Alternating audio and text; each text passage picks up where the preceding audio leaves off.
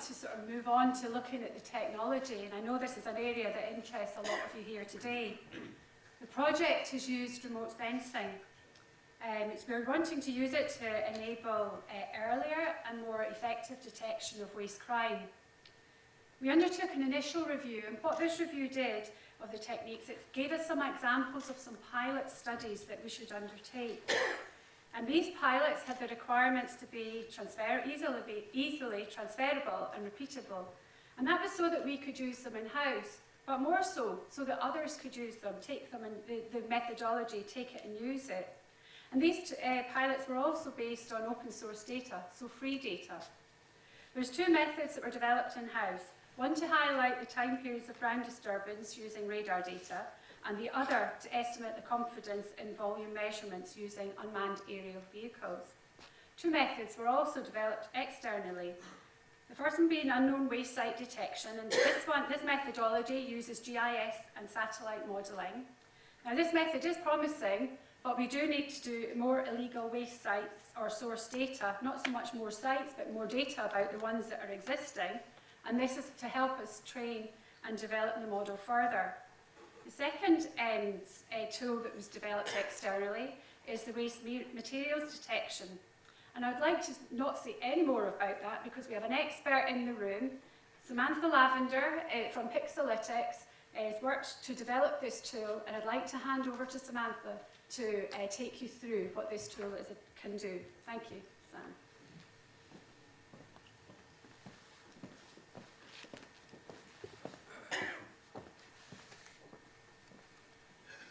Thank you very much. I'm going to aim to take you through the technique that we developed for SEPA and the Smart Waste project, and really give you an insight into how it works.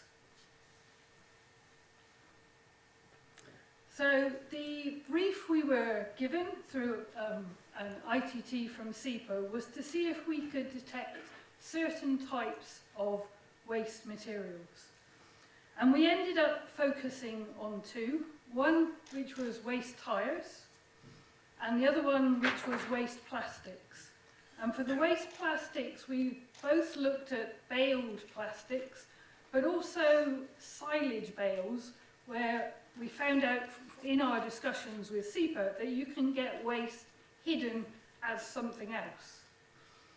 So both of them are unnatural elements in the environment, and so it's a matter of remote sensing, of trying to work out a way that you can differentiate them from other things in your environment. And the data source we used for this was satellite remote sensing data. The big advantage we have now in satellite remote sensing, which is also often called Earth observation, is that there's increasingly a free-to-access resource out there that everyone can use. And I think the European Commission and European Space Agency are very pleased to now promote that the most used data sets out there are now the Copernicus missions that are paid for by European taxpayers. And the big step change that has occurred for us in the remote sensing community is we've gone from trying to look for the occasional good image that allows us to do something to really being swamped by data now. And we're now trying to work out ways to handle very large data sets. So this is an image I'm showing you of Sentinel-2, which is one of the optical missions within the Copernicus series. And there is currently Sentinel-2A and B in orbit, which, depending on where you are in the world, will give you data every 5 to 10 days.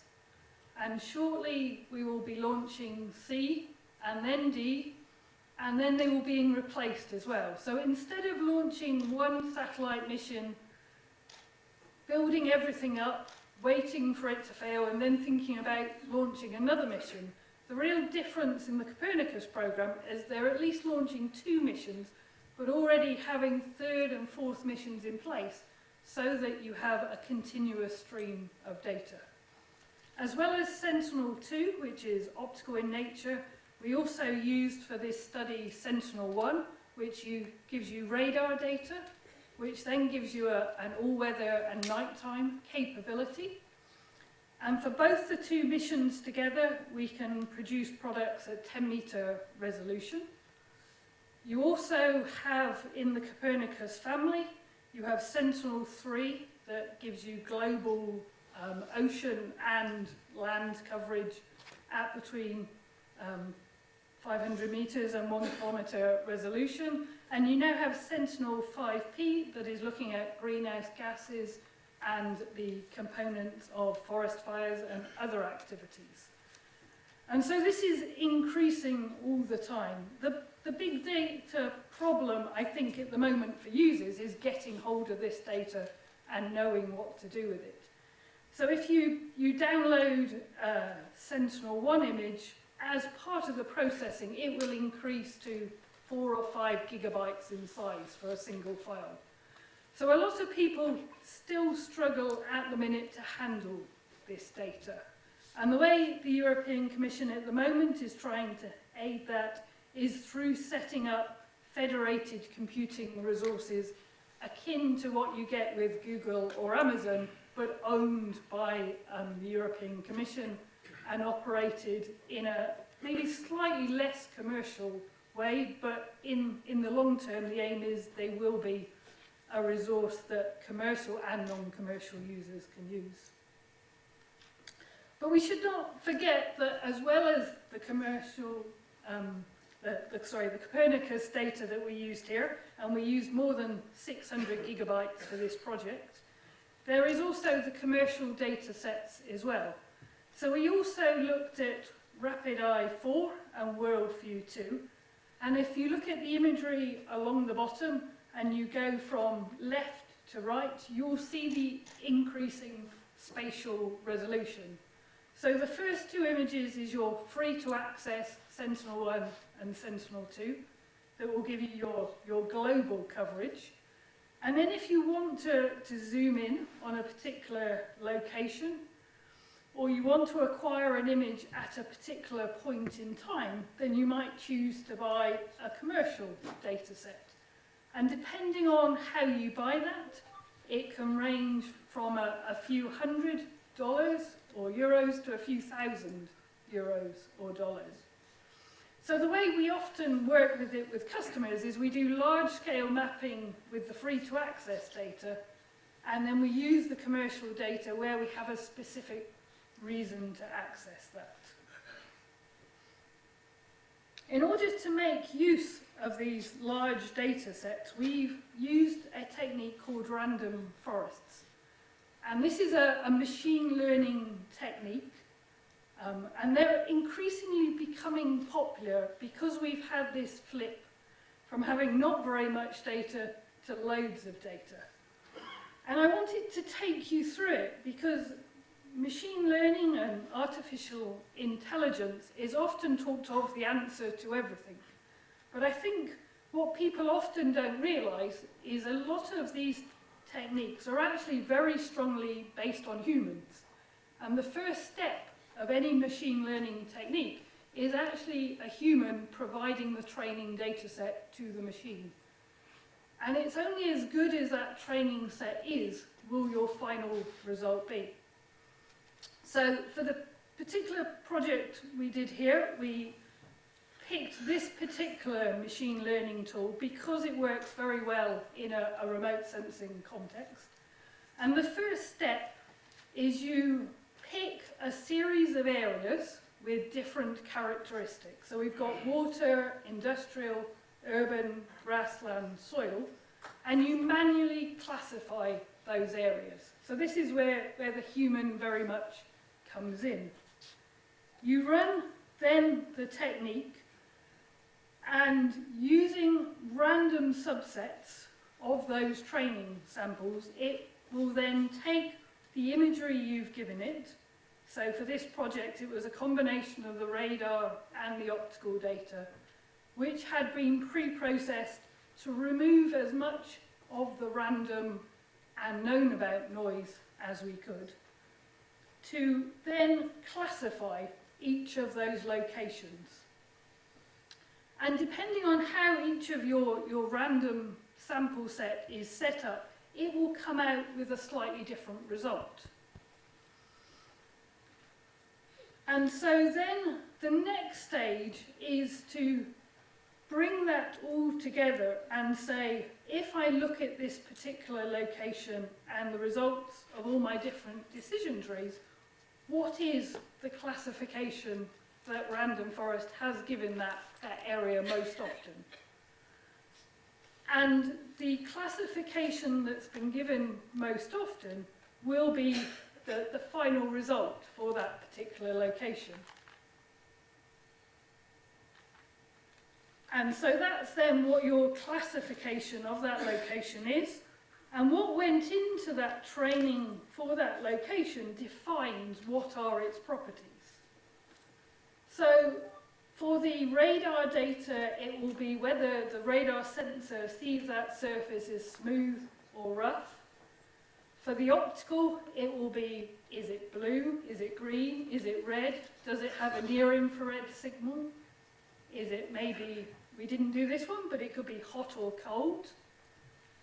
Does it look like vegetation? Does it look like land? So it's the same process you would go through yourself if you were going through a flowchart process, but it's just written in computer code instead. And the big advantage of this approach is that instead of running it once, twice, 3 times, we can run it tens or hundreds of thousands of times. And that's where the real computer process comes in. So for this particular set of examples, we went through a series of iterative training processes. And in the end, it was around 100,000 training sites that we used to get the final result. And we were very pleased overall with how it worked out. So this is a particular example. So you've got Google Earth on the left, which is an aerial image. And then as you progress across the right, you've got the different spatial resolutions. And here we've got tyres being classified. And I'm not sure I have a mouse and whether I should play with it. But you've got the light blue, but also coming up on the different things. But also when you get to the very high resolution, you're getting some plastics as well coming in, because the tyres can be covered by plastics as well.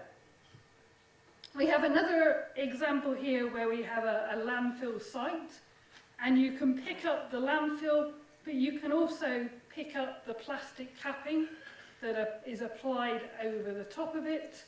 And we also found, quite interestingly, in this particular example, that we picked up a sewage farm where some of the ponds were being classified as plastic and some weren't. And when we looked at the Google Earth imagery, it looked like there was a scum on the surface that we thought maybe was at the start like a plastic film over the top. But we then went back to SEPA and talked to them, and it turned out there had actually been a waste incident, and this was actually a scum being formed by that we were seeing. I mean, I have to say this was completely by chance that we happened to spot this, but it shows the big advantage of these techniques. To an extent, you teach them and you expect them to come out with particular answers, but you also learn things when they come up with certain classifications you weren't expecting. So, for example, in Scotland we found astroturfs very well. We found plastic roof tiles that we didn't know existed, and aquaculture farms and all sorts of things that we weren't looking for as plastic waste, but turn up because they are plastic.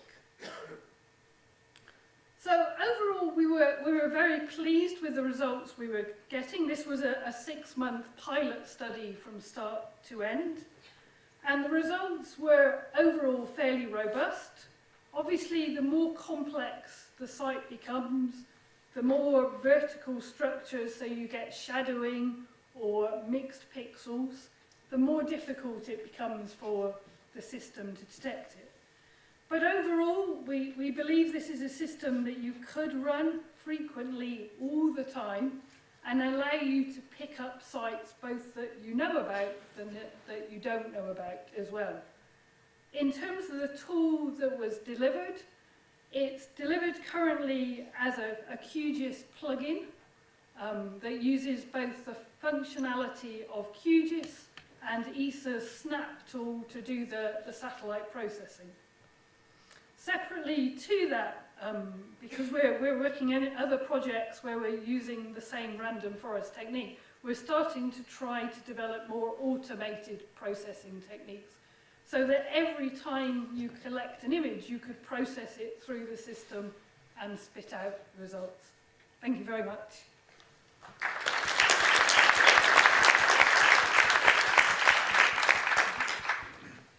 Thank you, Sam.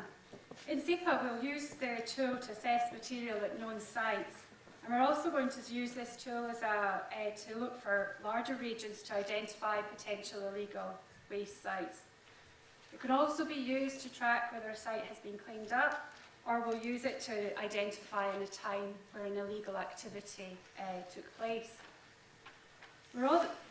Overall, for all the tools, we want to develop a toolbox of the techniques with supporting guidance so it'll help us decide what tool to use in which circumstances. And this will allow us at SEPA to make use of the tools more routinely, and hopefully it will help you too if you choose to use the tools also. I have a question for Sam, if that's okay. You indicated that you could use the data repeatedly at the licensed sites. In terms of landfill sites, would that then be able to give you some idea of the volumetrics of the actual changes in the landscape in terms of increase in landfill deposits? Could it do that?